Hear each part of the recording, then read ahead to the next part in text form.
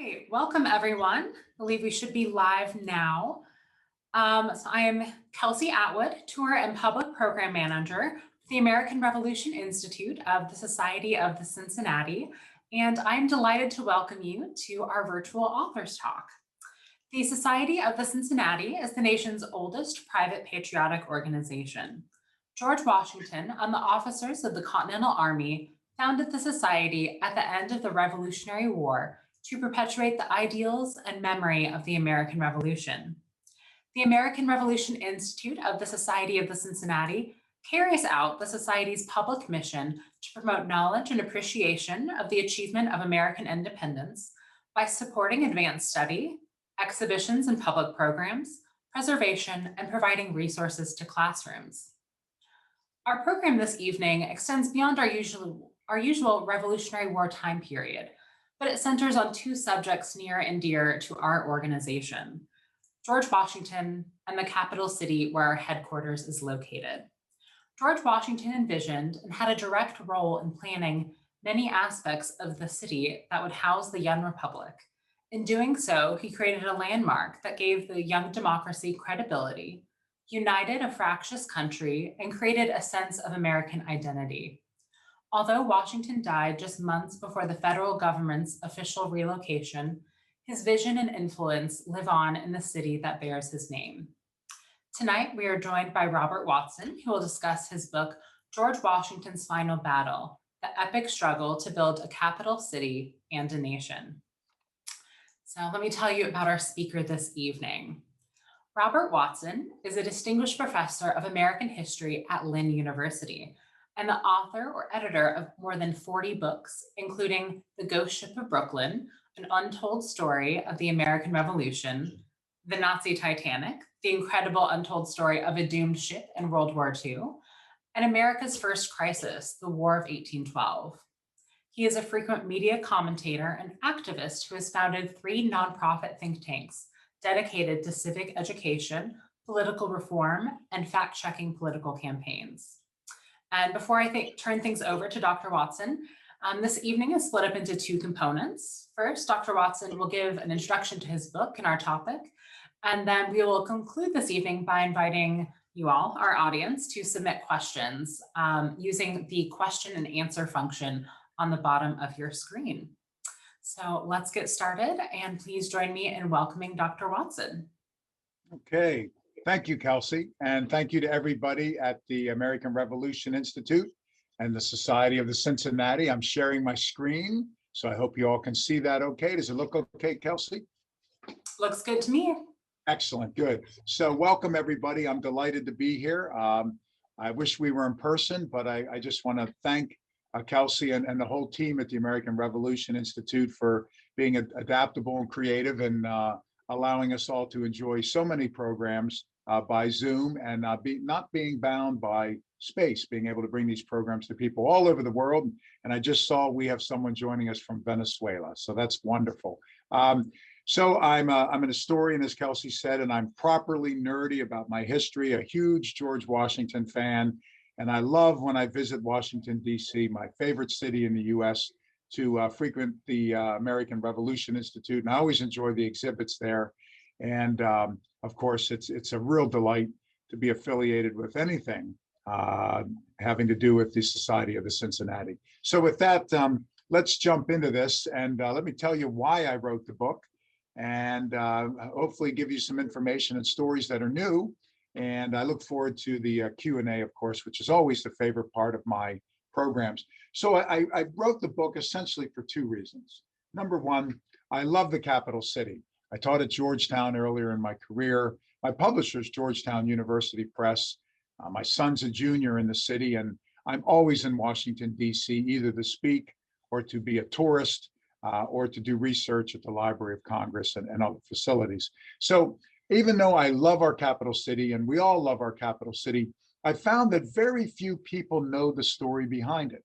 We enjoy the tree-lined National Mall, the fantastic world-class Smithsonian's, all the history in the city. We all love the majestic government buildings, but few people really know the story of how it came to be.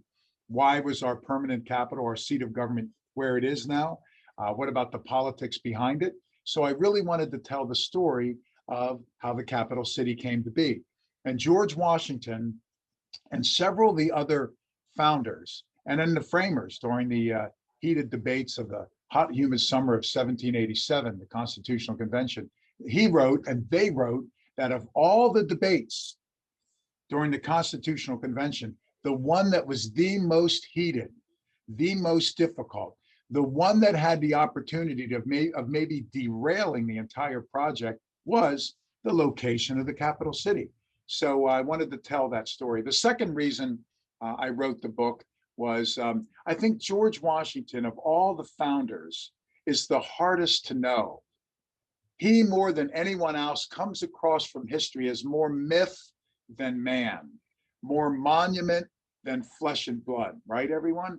So I really wanted to try to peel back the outer layers of the onion and try to flesh out George Washington and take a closer look at who he really was, rather than this kind of, he's presented to us monolithically, very simplistically as, you know, the heroic, stoic general standing there, you know, like a monument. So I really wanted to take a deeper dive into George Washington, in particular in two ways. One, Washington was a politician. We oftentimes, I think, improperly present him, you know, simplistically as being just beyond politics. He couldn't wade into the political morass and get dirty into politics. Now, on one hand, Washington liked to rise above the political fray and be, you know, the father of the nation to all people and not really show his hand politically, which was brilliant and took great discipline. But George Washington was a politician.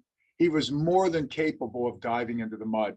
There's a wonderful example when over the capital city and some of the related issues, such as assuming the federal debt, called debt assumption, and what do we do about it? As we're looking at all these issues, there was one vote in the Senate that was 4 votes shy. Now, that may not sound like much today when we have 100 senators, but we didn't have very many senators back then. So 4 votes is quite a hurdle to overcome. Washington calls and instructs Madison to call for another vote pronto. And you could almost get a sense that, you know, Hamilton, Madison, Washington's aides are thinking, what are you thinking? You know, another vote right away. Washington says, call for another vote right away. He visits 4 senators, and guess what? All 4 of them flipped their vote. So Washington was batting 1,000. So I can only imagine a senator sitting in their office, and all of a sudden the door frame fills up with George Washington, who walks in and says, Senator Kelsey Atwood, I'm going to need you to do a favor for me. The answer would be what, Kelsey? Sir, yes, sir. So Washington could get in there and twist some arms. He could lobby. He could play his political cards very close. So Washington was a politician. So that's one aspect of his personality I wanted to look at. The other one is this. Washington could be very creative and innovative. And I think this is one of the things that we've missed as historians and really, you know, history books, some of the scholarly literature on Washington, the pop culture presentation or references to Washington. He was innovative, creative. He could be a visionary. Think of it this way. During the war, Washington had no idea what he was doing. He lacked a formal military education, which was probably a good thing, because if he had one, he would have been taught to fight the last war, not the current one or the next one. Washington was making it up as he was going along. The proverbial throwing spaghetti on the wall and seeing what stuck, right? He was innovative. He was creative. He had no playbook. And if it didn't work, he got rid of it. If it did work, he went with it. So he was very creative and innovative. You see the same thing during his presidency. The framers, in their wisdom, created an altogether new form of government. Lincoln would later call it of, by, for the people, right? Popular government.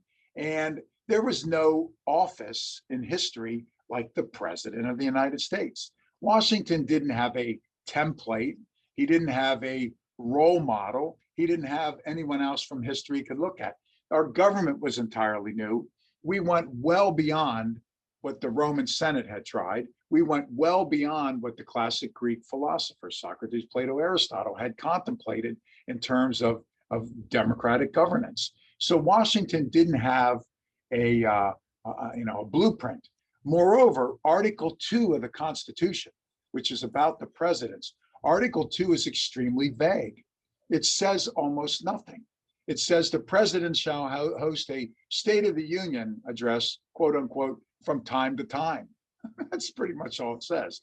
So Washington has to be innovative and creative again.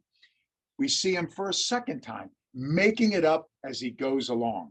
Now, the beauty of it is, we picked the right person to be the commander in chief and the right person to be the president, and he gets it right.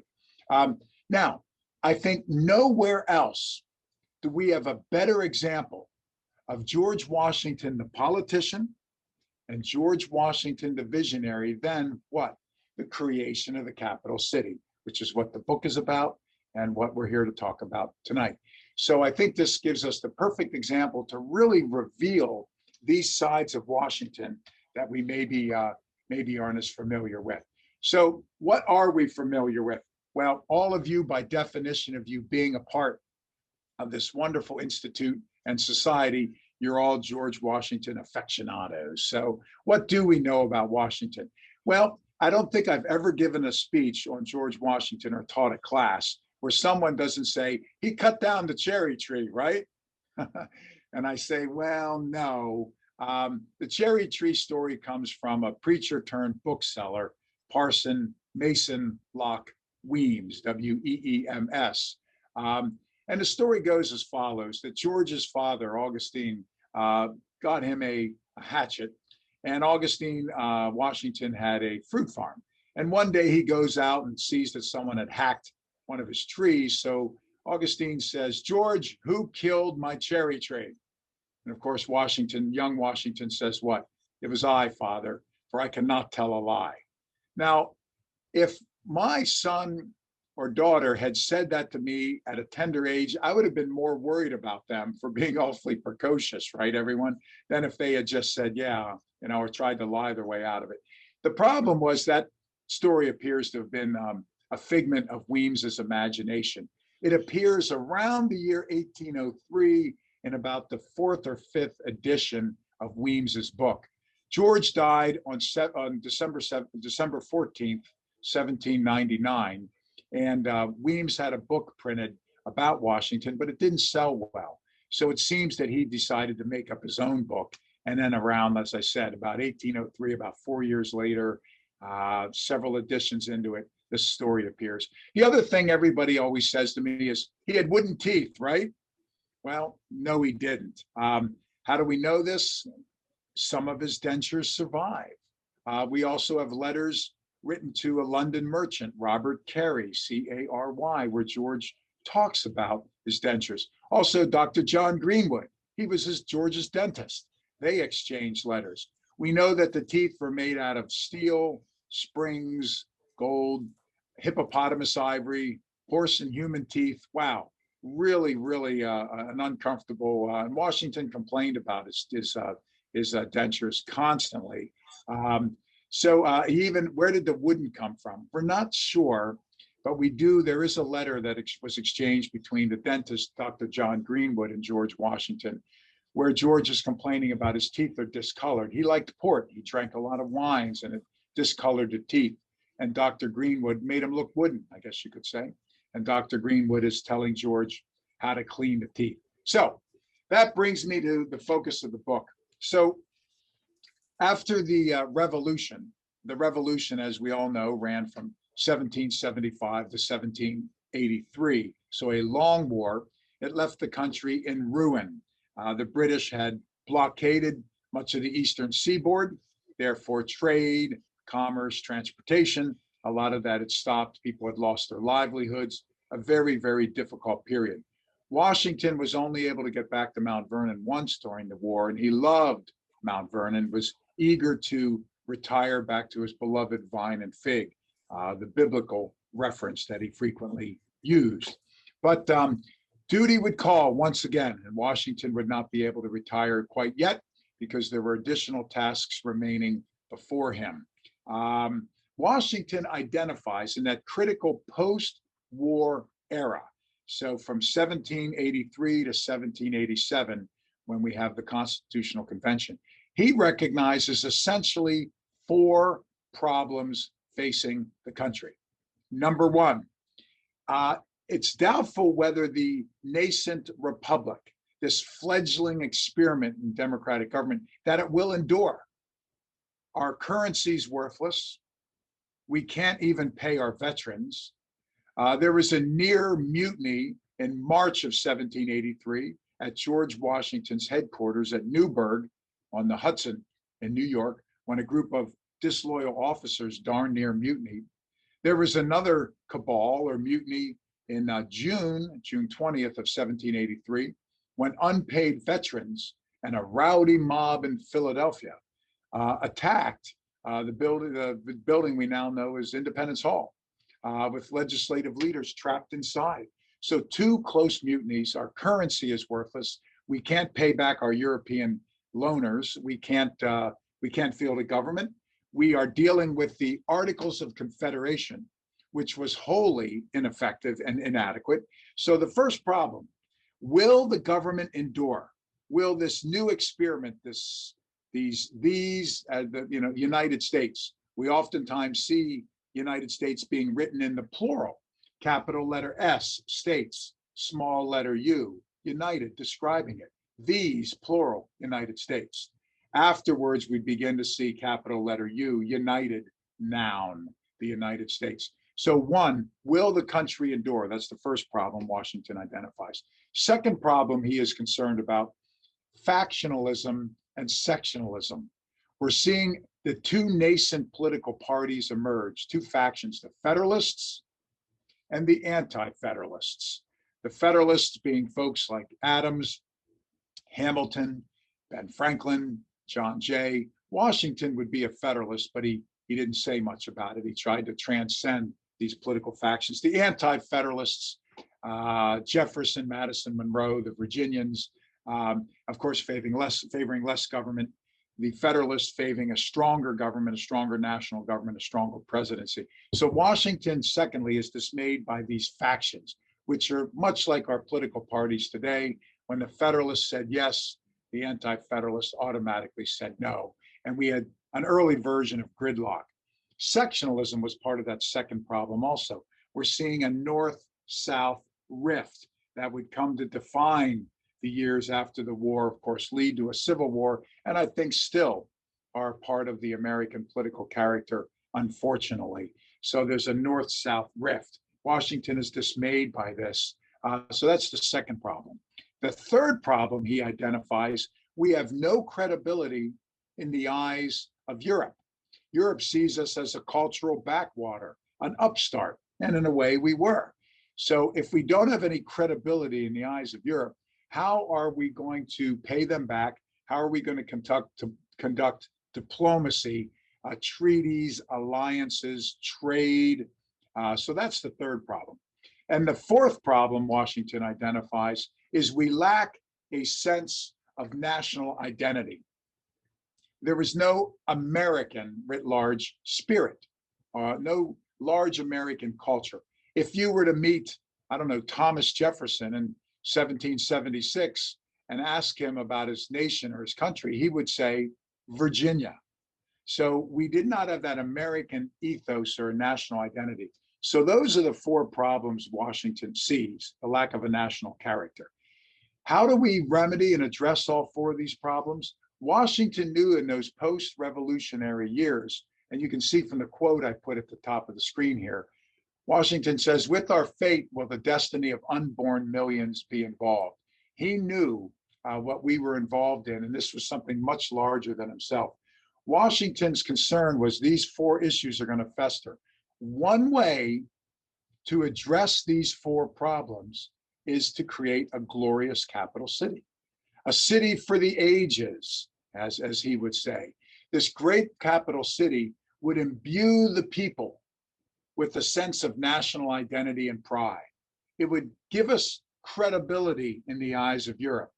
In the Constitutional Convention, they couldn't pick a site for the capital but they did specify that it would be quote unquote 10 miles square or 100 miles. This would make a city larger than London or Paris. This would be a great and glorious capital city, designed to look like Rome or channel Rome. It would imbue the country with a sense of purpose. It would give credibility to this fledgling government. So a great capital city would be, think of it this way, everybody, one size fits all, one-stop shopping. It would be a way of addressing all these issues, which is a brilliant vision by George Washington. On that note, it should have been Jefferson. It should have been Madison. It should have been, these folks were well-traveled, well-educated, classically educated, but it wasn't, Ben Franklin. It wasn't these other folks who came up with this vision. It was George Washington, who was not well-traveled, who lacked much of an education, who didn't have a classical education. So it really speaks volumes to Washington's vision that it was Washington and not others that came up with it. The other thing I have on the screen here was Washington favored a location near the Potomac River. It was clear, and of course this is true for any great city, because of primitive communication and rudimentary transportation systems, you needed to build by the ocean or a river for water, for transportation, and so on.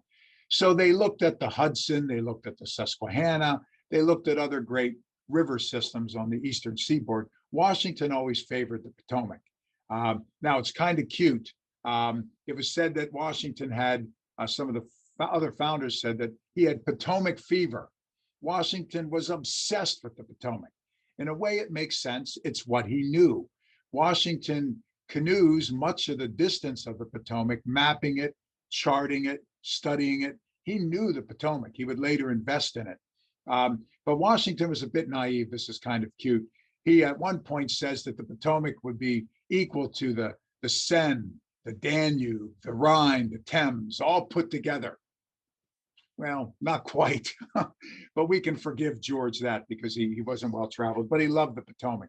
So he develops this incredible this incredible vision for a great capital city. Now, in reading manuscripts of individuals, letters from individuals, and reading the founders and the framers' diaries and letters, in reading newspapers from this critical revolutionary and post-war era, you could almost hear people say, what happens next? I found a couple newspapers that wrote, have we fought for this? We're in debt, as I said a moment ago. It doesn't look like the country's going to make it. We have a weak and utterly ineffective Articles of Confederation. There's no office of the presidency. There's no Supreme Court. There's one Congress, and it's unicameral, not even bicameral, two houses like we have today. The countryside is war-torn. We're in debt. The problem was when we kicked the British out, so we win the war. But when the British left, they took all the architects and lawyers and physicians and money, leaving us with a rural country with very little in the way of libraries, museums, colleges, schools.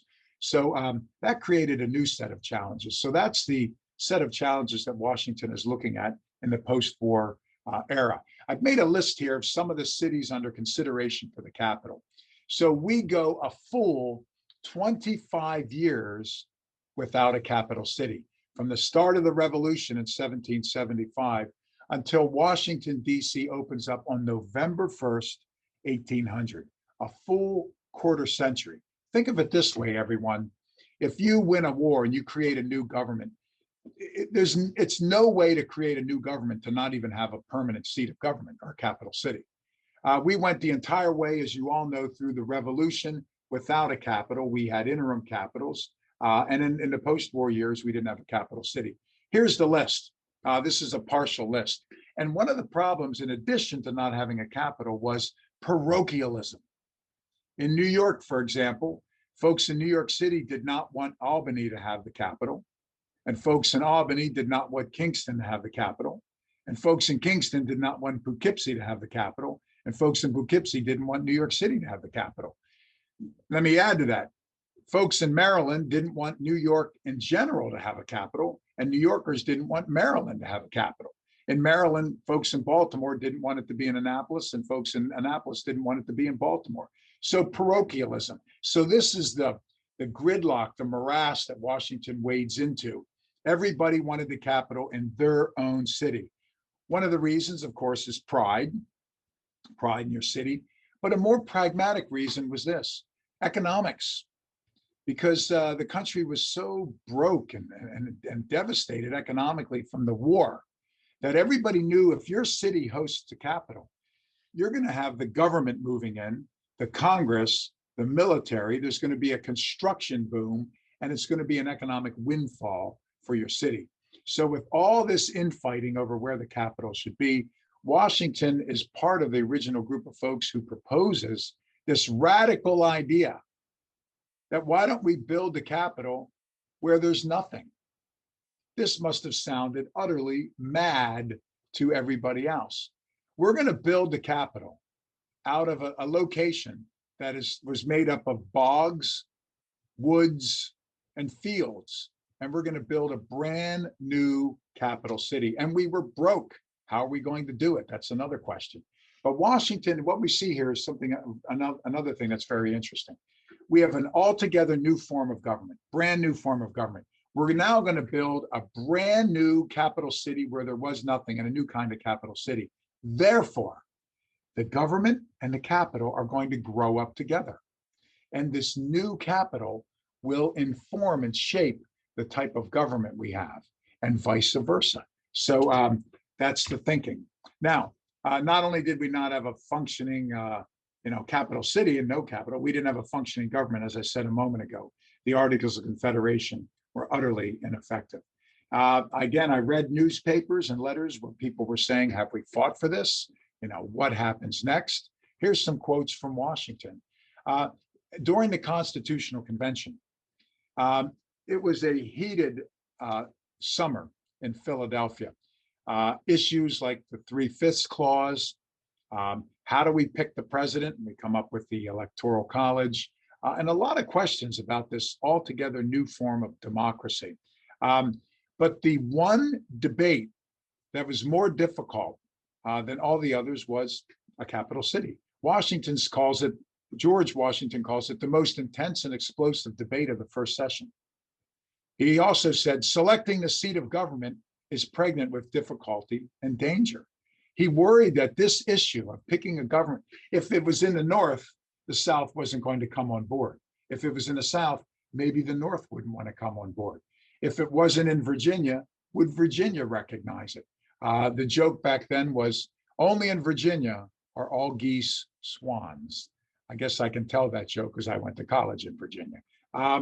Washington says, I see no greater evil than disunion.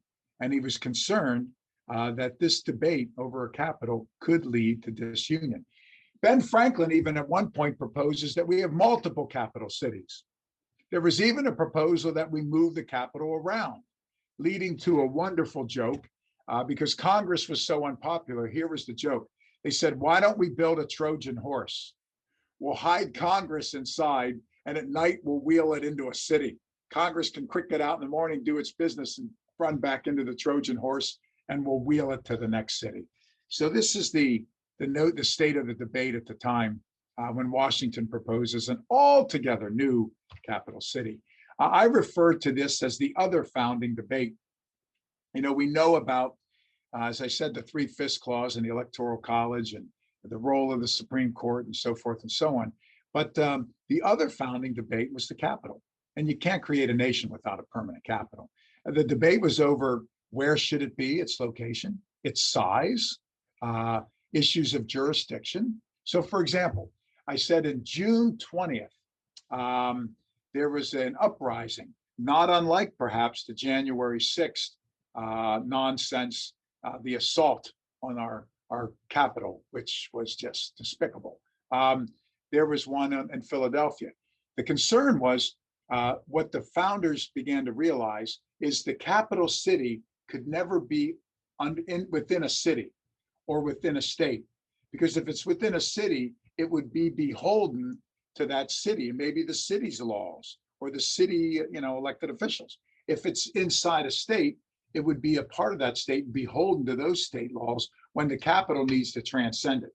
So one of the ideas that grew out of that June 20th uprising in Philadelphia and other things was the idea that we need a capital district, a federal district. Today, the District of Columbia, DC.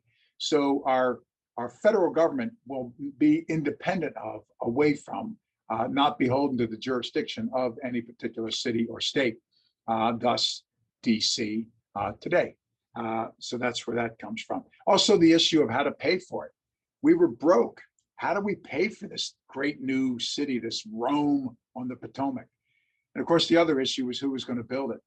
And tragically, because we ran out of money, much of the capital city was built by slave labor. You all remember when Michelle Obama, shortly after the Obamas came into the White House, when she said, you know, as a Black woman, I'm always very aware that I live in this magnificent home, but also a home that was built by slaves. In fact, much of the city was.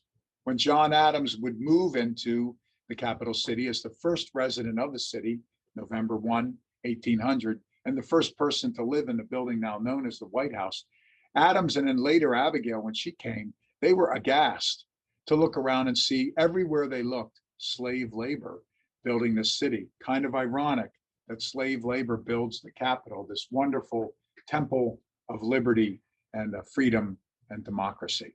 On a side note, one of the African Americans who was involved in the construction and building of the city was a man named Benjamin Banneker.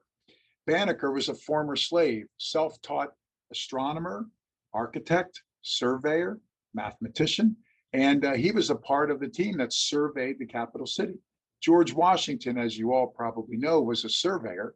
His first job was to surveyor as a teenager in Culpeper County in Virginia. But Washington was a surveyor, but he needed help surveying this massive 10-mile square, 100-mile terrain and bogs and woods and fields. So he gets a fellow named Andrew Ellicott. Ellicott was America's intellectual, involved at the Philadelphia Museum. He was the one who worked with Meriwether Lewis of the Lewis and Clark expedition to prepare them for what they might discover in the unknown wilds of the West. Ellicott surveyed a lot of the East Coast. Well, Ellicott then picks Benjamin Banneker, the former slave.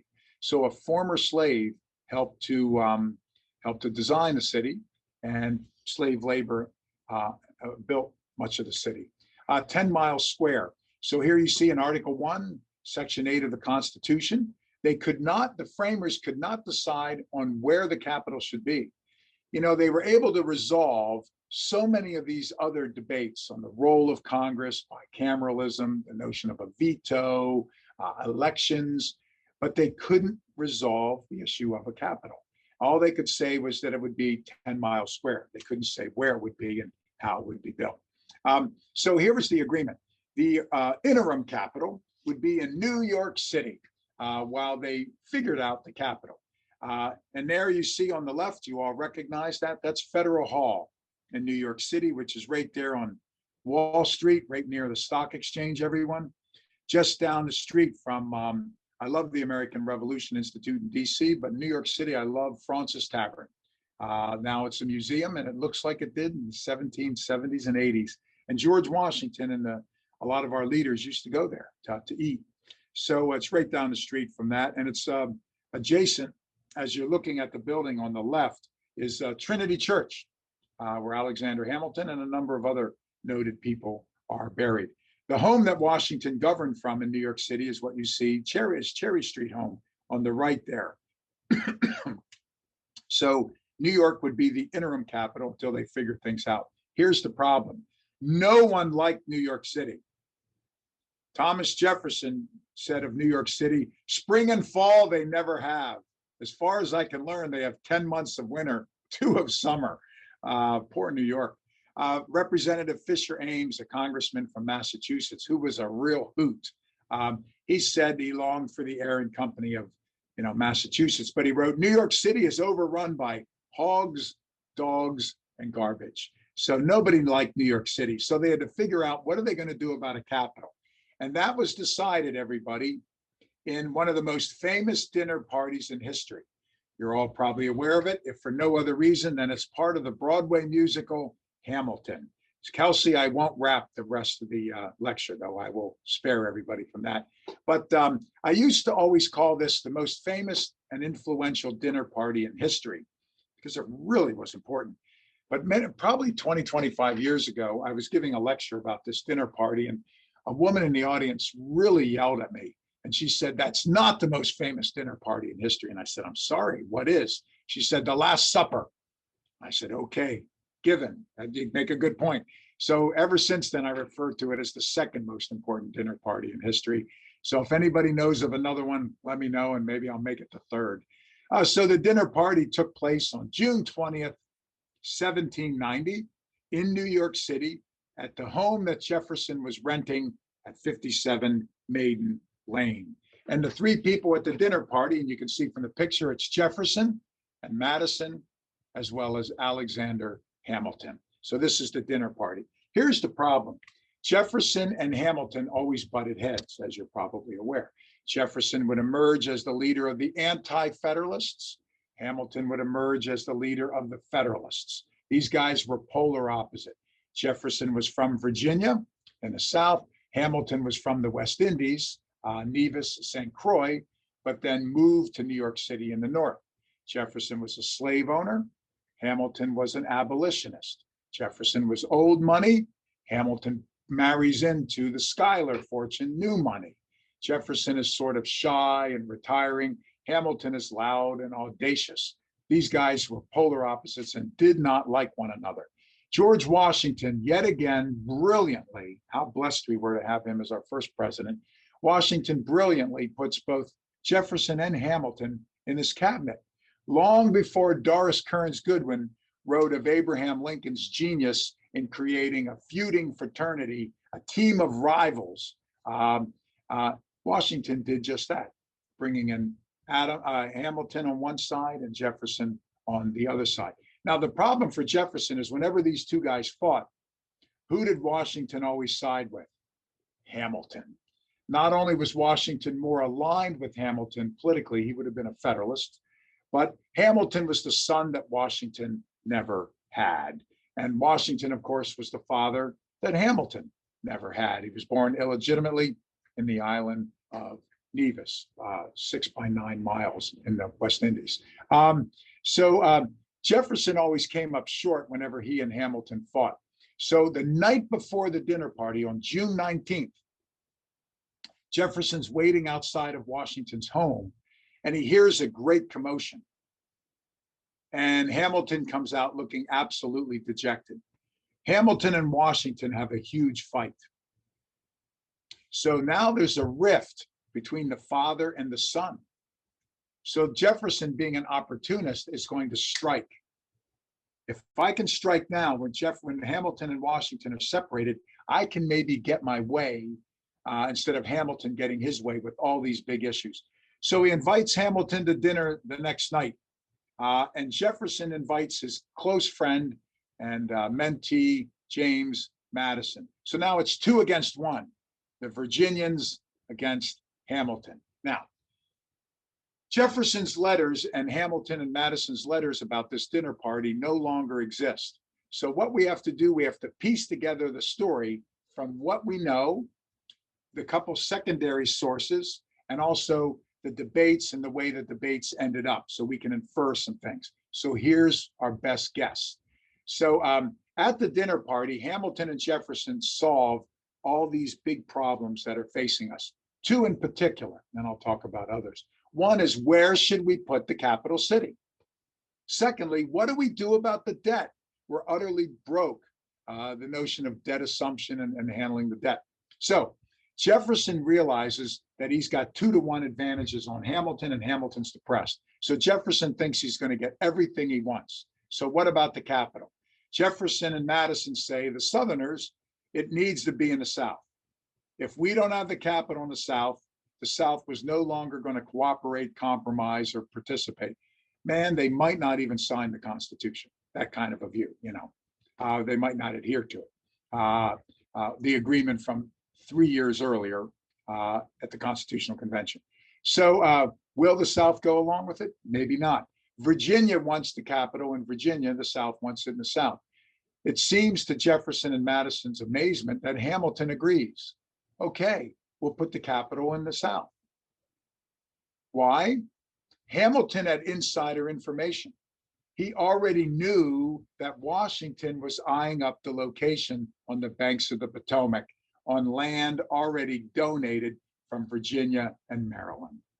Virginia and Maryland didn't want the capital in Pennsylvania. It seemed like it would go to Philadelphia. They didn't want it to stay in New York City, where it was already an interim.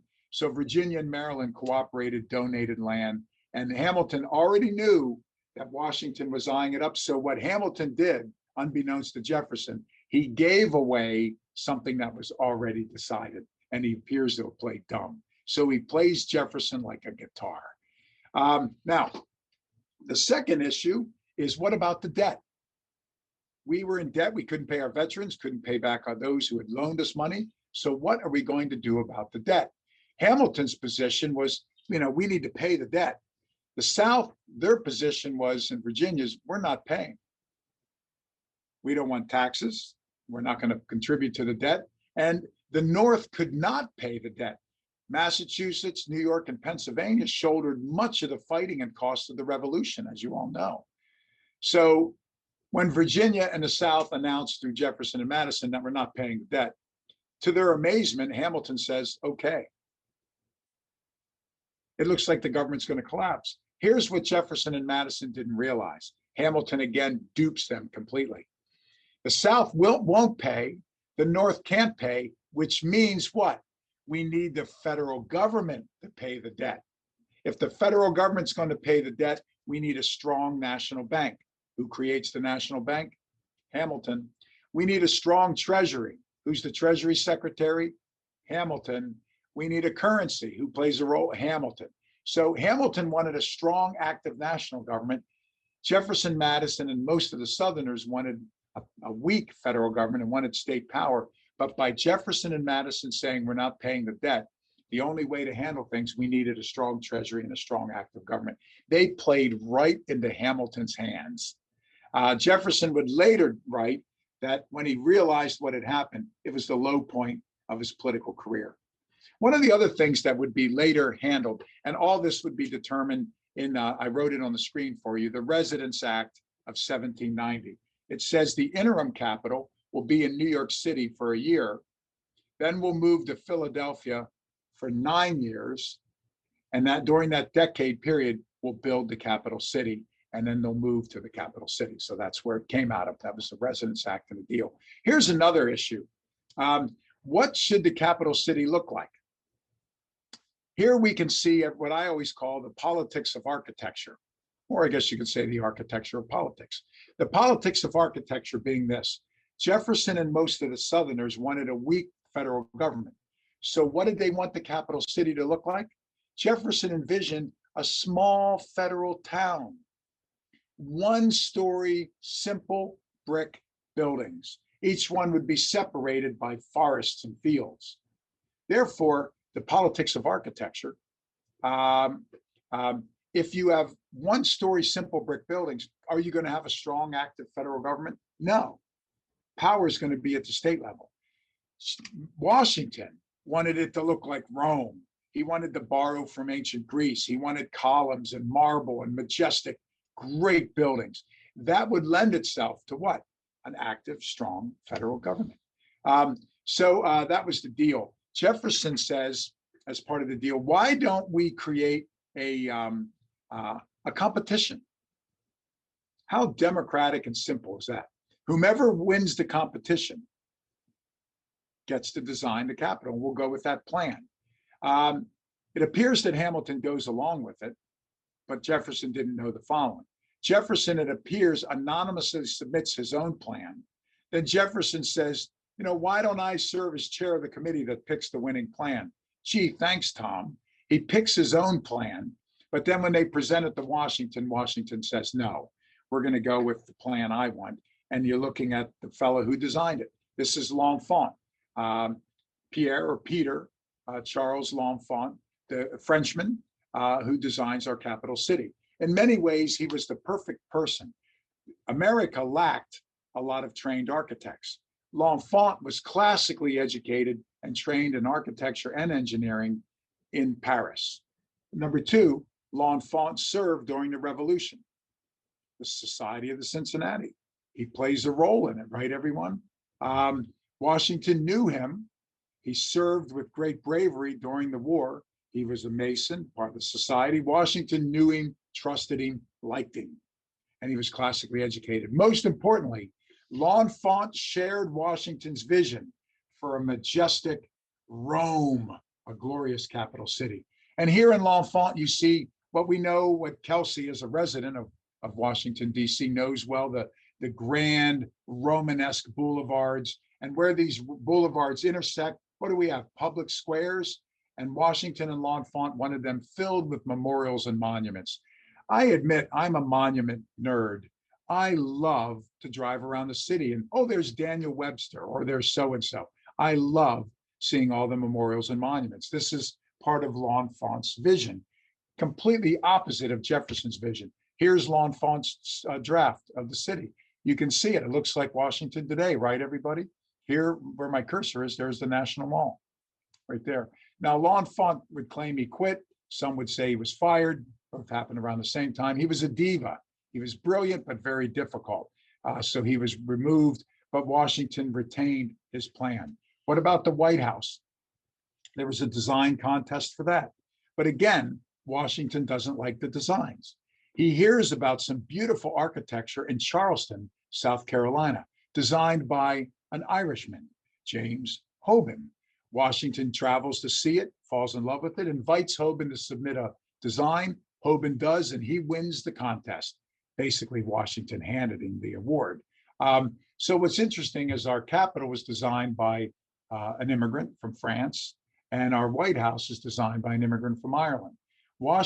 George Washington wanted a lot of, accessorizing, if you will, embellishments on these public buildings. Therefore, they had to bring in Scottish stonemasons who had the skills to do all this. And then, of course, with slave labor.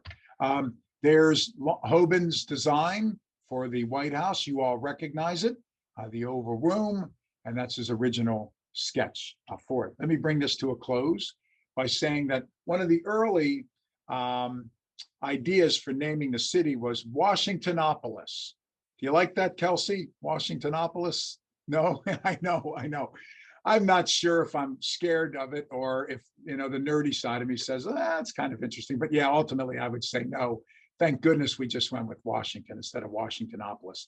George Washington has multiple legacies. The father of his country, the winner of the Revolution, the man who stepped down from power not once, but twice after the Revolution and after 8 years as president. The man who presided over the Constitutional Convention, who through his very presence at that gathering gave the gathering and the Constitution credibility. The man who emerges from the war more esteemed than anyone else, basically the glue holding this fragile republic together.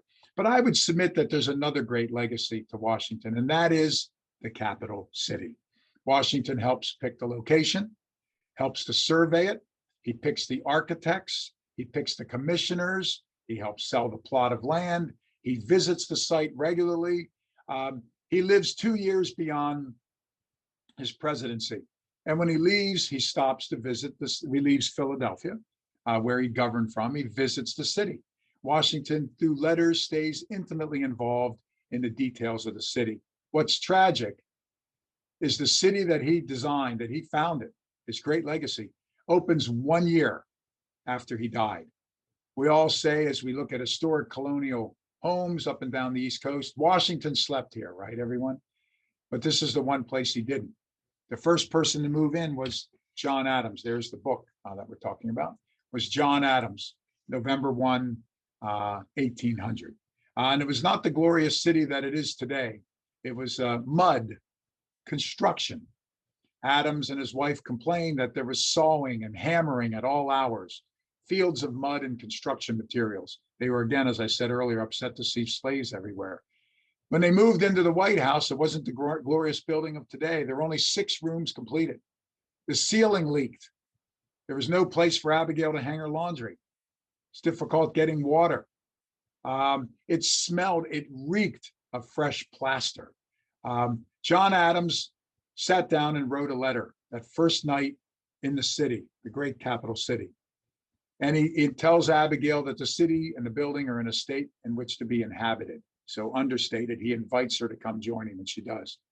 But he kind of writes a prayer, which in 1945, FDR had engraved into the mantle of one of the fireplaces. And this is Adams's prayer about this great city and this great house, the White House. I pray to heaven to bestow the best of blessings upon this house and all who shall hereafter inhabit it. May none but wise and honorable men ever rule under this roof. And that's on the mantelpiece of the mantle of the fireplace in the White House today. And that's the story, part of it, of the capital city and George Washington's final battle, devoting a good decade plus at the end of his life to seeing that we get this great capital city built. And the proof is in the pudding. His vision prevailed. And that's just one of his many great legacies. Thank you, everyone.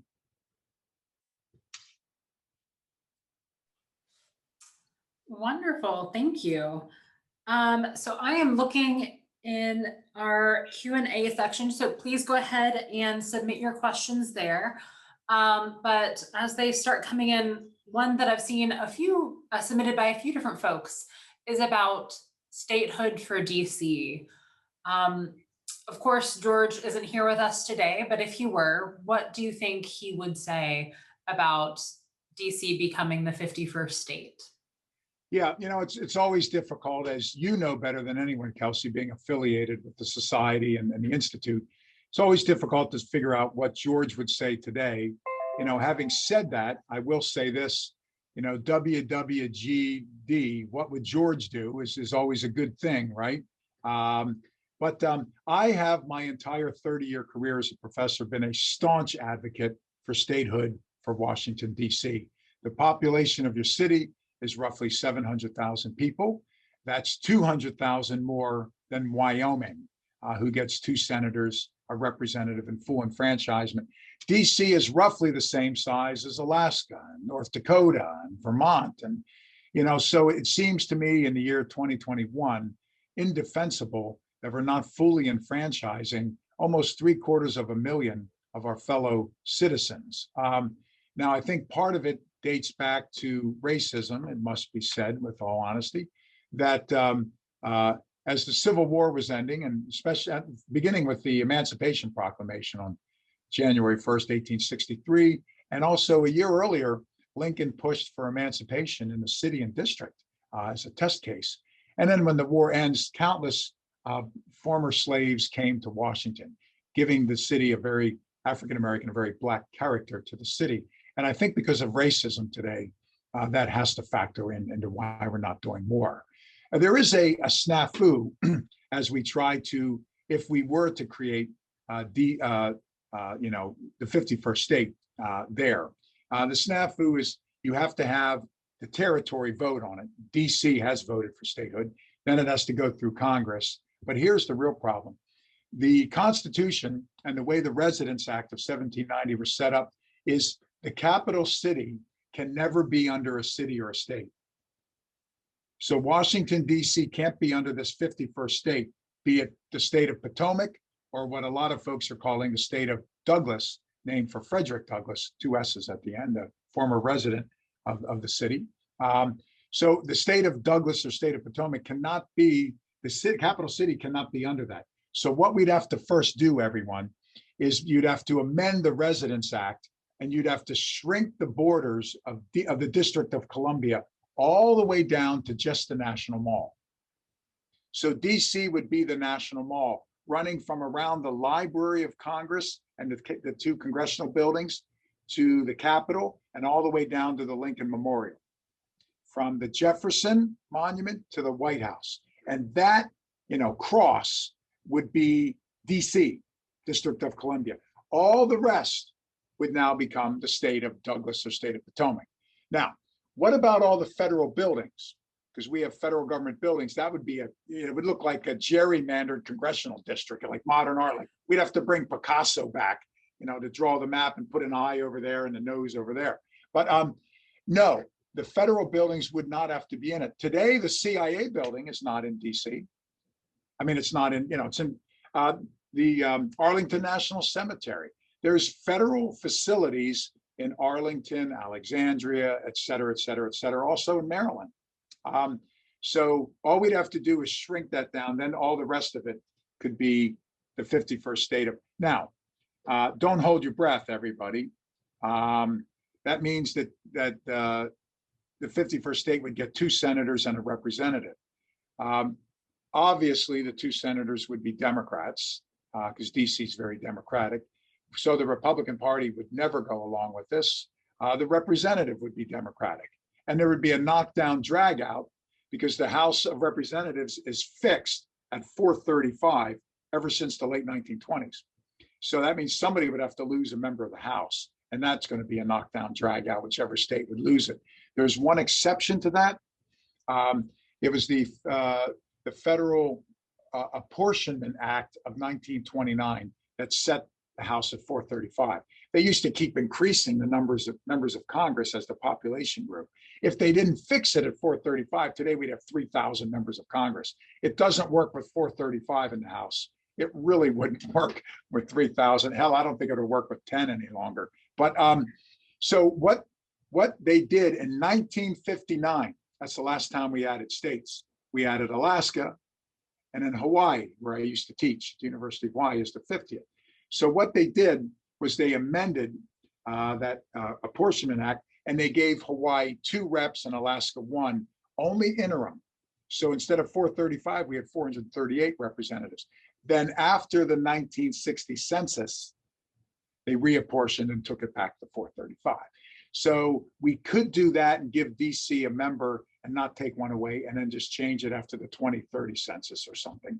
But that would just be putting off the inevitable political battle that would ensue as a result. But yeah, so I've always been an advocate for making DC the home area of the Institute, the American Revolution, a state. Great. Our next question is, what role did Freemasonry play in the design and building of the city? A major role, a major role. Washington was a Mason, Fawn. A lot of the leaders, the Scottish stonemasons were part of the Masonic order. And in fact, many, many years ago, when they were redoing parts of the White House, remember it was burned along with the whole capital city on August 24th, 1814 by the British during the War of 1812, and then rebuilt, and then under Madison and Monroe, and then under Harry Truman, they gutted the White House because the building was ready to collapse. There had been 2 fires, and they put the 3rd floor in, and the ceiling was bowed, right? What was the line Truman had? This building is standing purely by habit, which is adorable. They gutted it and put steel, iron reinforcement in. Each time they've done that with the White House, guess what they found on the plaster and on the foundation everywhere? Masonic symbols. So there was a Masonic, I guess you could say, groundbreaking when they laid the cornerstone. So yeah, many of the builders, the designers, the surveyors from Washington down were Masons. So yep, it definitely played a role in the design, the surveying, and the people who actually built it. Great. Our next question is about the actual name of DC, where the Washington, we get that origin. District makes sense, but can you tell more about Columbia? Does that refer to Columbus? What is that origin? Yeah, they debated a number of things, but Christopher Columbus carried the day. They wanted to honor Christopher Columbus, so that's where the District of Columbia comes in. During the Constitutional Convention, they all agreed that there has to be a federal district. They always called it the federal district, but then they needed a name for it, so they wanted to honor Columbus. Everyone knew that the city would be named for George. Now, Washington kind of played it off like, no, but they all knew that was inevitable. And he, I think, would be so delighted to see what a marvelous city now is named for him. I think he'd be proud. I think he would love that, he knew the city would be named. And I'll add this, Kelsey. Washington wrote that he wanted this new federal city to have a national university. He also wanted it to attract the best and brightest, museums and culture. I think he'd be thrilled with the Smithsonian's and your alma mater, Kelsey, George Washington, named for him, and the school where my son goes, American, our national university, basically. So I think he'd be thrilled with these two world-class institutions and world-class Smithsonian's. It did ultimately become this great repository of knowledge and science and culture and attract the best and brightest, with the exception of Congress, of course, attract the best and brightest from around the world. So I think he'd be delighted. Yeah. So everybody knew it'd be named for him, and the district would be named for Christopher Columbus. Well, we're a little bit over time, but I'm going to ask one final question submitted by our audience members. Kind of circles back to the American Revolution. So was there irony in having Washington, D.C. next to Georgetown? Yeah, I know. Isn't that fantastic? I always say that. The same way with GW and Georgetown, the stone's throw away from another. Yeah, of course, Georgetown, not named for George Washington, named for the king, and the city named for Washington. What a beautiful bit of irony there. Now here, let's take it a step further.